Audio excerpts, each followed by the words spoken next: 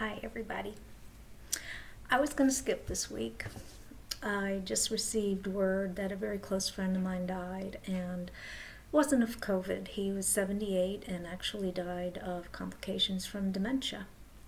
I hadn't seen him in a while. We worked together at UWF, where I was a librarian for over 32 years, and he was a history professor.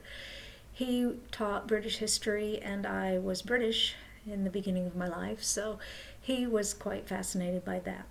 Anyway, we developed quite a friendship, had coffee quite a lot, and shared stories, and his wit, intellect, and just general specialness really made him a very special friend of mine.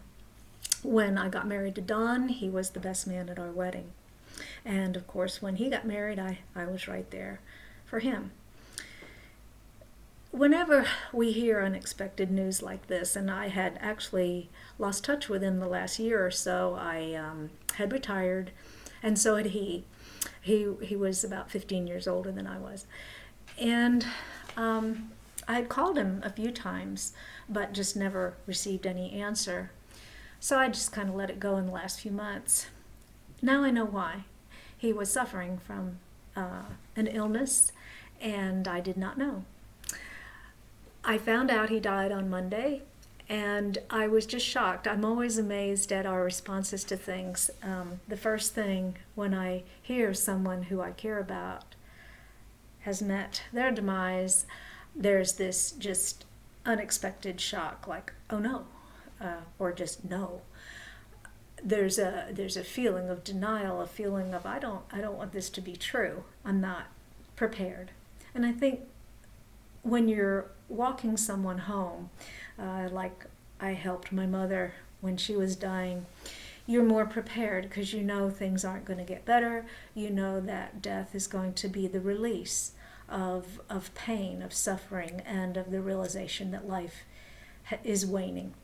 But when you hear it out of the blue, and your vision of that person is of someone with vigor and a great amount of life and energy, it is a shock.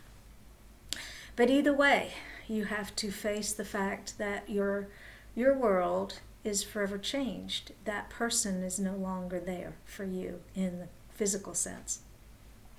And so I've been struggling with that today, and I really have no words of wisdom. I just feel bereft and sorry that I wasn't there. I definitely feel regret that I didn't keep calling, that I didn't find out that he was in a bad way, and that I could go over and sit with him at the end. So I suppose if I have a message today, other than grief is real and that you just have to go through it, and it is in honor of that person that you feel sorrow, that they're no longer there in that sense. But I also feel, in a way, joy for him in that he no longer suffers, and that, of course, he will be in the arms of God, and will be somewhere where we all hope to be eventually. But in the meantime, I guess if I do have a message for this meditation, it would be to cherish each other. Don't hesitate to call an old friend. Don't let too much time and space go by without connecting to loved ones.